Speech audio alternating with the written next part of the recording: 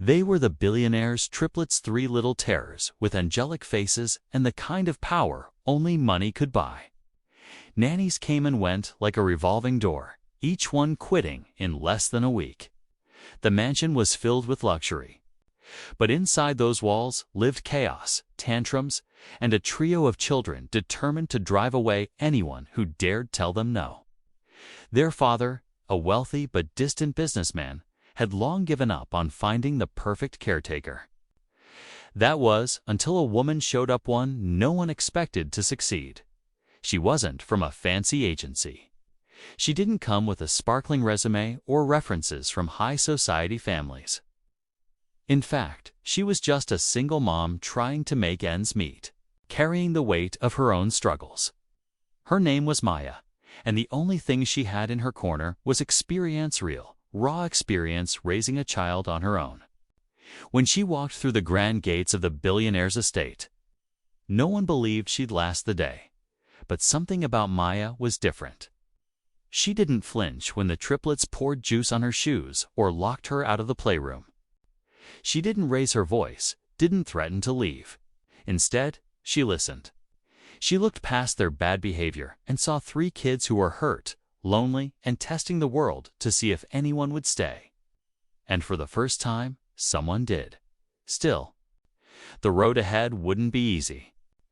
The triplets weren't ready to trust just anyone.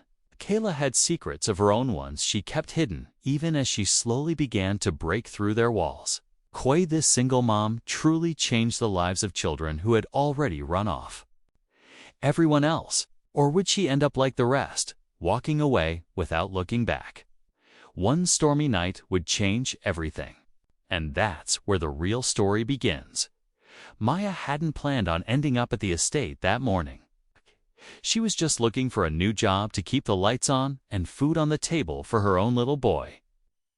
Liam, her last housekeeping gig, had ended suddenly when the family moved abroad, and since then she had been juggling odd jobs and barely scraping by. When she saw the ad for a live-in nanny at the Billionaire's mansion, she didn't think twice. She didn't know who he was, Daniel Royce, one of the wealthiest men in the city. All she saw was a chance. The mansion was like something out of a movie. Tall glass windows, marble floors, a garden the size of a park.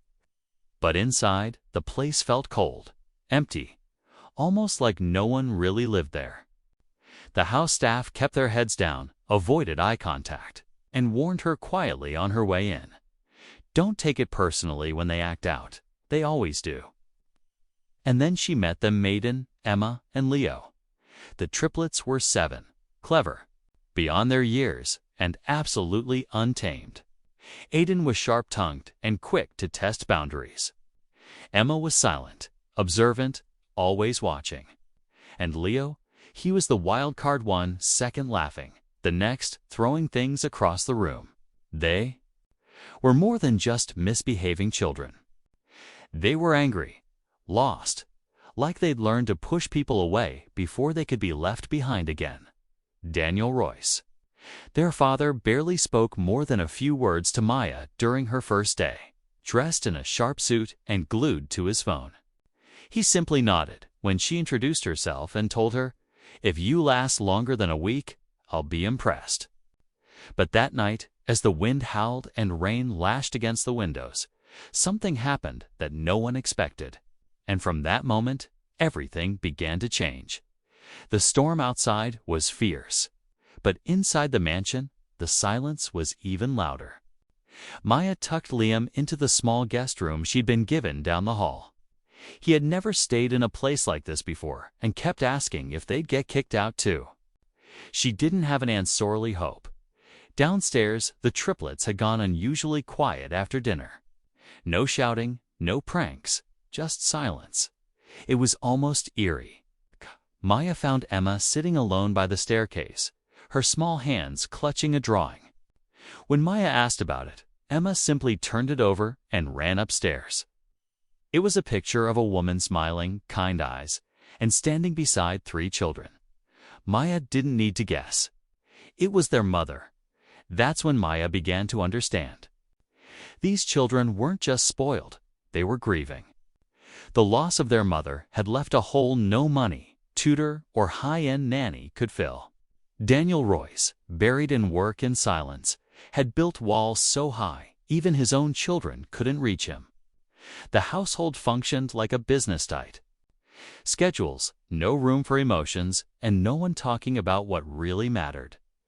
The next day, Leo lashed out during a reading session and knocked over a lamp. Maya didn't scold him. She sat down beside the mess and said gently, "It's okay." To be angry, he froze, unsure how to respond. No one had ever said that to him before. Meanwhile, Maya started noticing something strange. The triplets had different reactions to the same things: certain rooms, smells, even bedtime stories. It was like each of them was holding on to their own version of the past, and none of them had talked about it in a long time. And Daniel remained distant. But there was a moment, just a brief glance, when Maya caught him staring at her with something close to recognition. Or was it fear? Something about this house wasn't right. And the deeper Maya stepped into their world, the more she began to wonder what really happened before she arrived. Days turned into weeks, and somehow Maya stayed. Not just physically, she was present in a way no one else had been. The triplets didn't trust easily, but piece by piece, they started letting her in. Aiden began asking her questions about space and planets. Emma would leave her small notes folded into origami. And Leo, well, he still threw things, but now he'd quietly sit near her afterward like he regretted it. Their walls were still up, but cracks had started to show. Still, something didn't sit right. Maya had been asking around gently, but no one wanted to talk about the kid's mother. Not the staff, not even Daniel. The official story was that she passed in an accident 2 years ago, but there were no pictures of her in the house. No personal items. No stories from the children. It was like she had been erased. And when Maya once gently asked Emma about her mom, the little girl froze and whispered, "We're not supposed to talk about her." That night, Maya overheard a heated argument behind Daniel's closed office door. Words like custody, emotional stability, and sealed files echoed through the hallway before the voices dropped again. She wasn't trying to listen, but once she heard her own name, she paused. Someone had been watching her since she arrived. The next day, Liam's room had been moved to the opposite wing without her being told. When she asked the butler, he just said, "Mr. Royce's orders." Maya confronted Daniel, but he brushed it off with a cold. "It's for everyone's safety."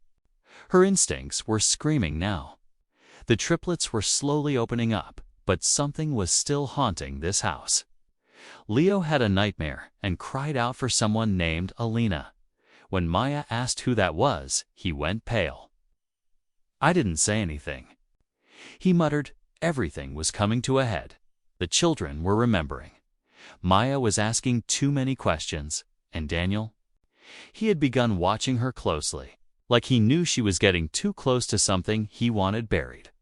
One night, as thunder rolled across the sky, Maya found a locked door in the east wing, one no one had ever mentioned, and inside, something waited. Something that could change everything. The door in the east wing wasn't just locked, it was hidden behind a tall curtain, dust-covered and almost forgotten. Maya had passed that hallway dozens of times and never noticed it before. But now, with the triplets talking in broken whispers about memories they were told to forget, and Daniel's behavior growing colder by the day, every corner of the mansion felt like a clue waiting to be uncovered. She stood in front of the door for a long moment, heart racing, keys in her hand. The butler had accidentally left a ring of them on the kitchen counter earlier that day. She didn't plan to snoop, but something in her gut told her the answers were here. As the wind howled outside and shadows shifted across the hallway, she turned the key on. The door creaked open. The air inside was thick, untouched. The room was frozen in time. Toys still sat neatly on a shelf, a small rocking chair in the corner, and photos, hundreds of them, lined the walls. Pictures of the triplets as babies. Birthday cakes. A woman with kind eyes and dark hair, always smiling Alina. The name echoed in Maya's mind. It was their mother. This was her room. No one had touched it since the day she was gone. But that wasn't all. In the drawer of the old writing desk, Maya found something else, a stack of letters. Written in Elena's handwriting, but never sent. One of them was addressed to Daniel. The last line underlined 3 times. They need the truth before it's too late. Suddenly, a floorboard creaked behind her. She turned fast, heart in her throat. Daniel stood in the doorway. His expression was unreadable. "You weren't supposed to find this," he said quietly. Eyes dark and cold. Before she could speak, a voice echoed from down the hall. It was Leo, yelling Maya's name. Then Emma's scream cut through the air. Something was happening downstairs. Maya rushed past Daniel without another word. Heart pounding, her mind racing with questions. Whatever truth was buried in that room was now boiling over, and the house was no longer safe for anyone. Maya sprinted down the marble staircase, her bare feet slipping slightly on the polished floor as she followed the sound of the children's cries. She found Aiden in the living room, standing protectively in front of Emma, who was shaking and pointing toward the fireplace.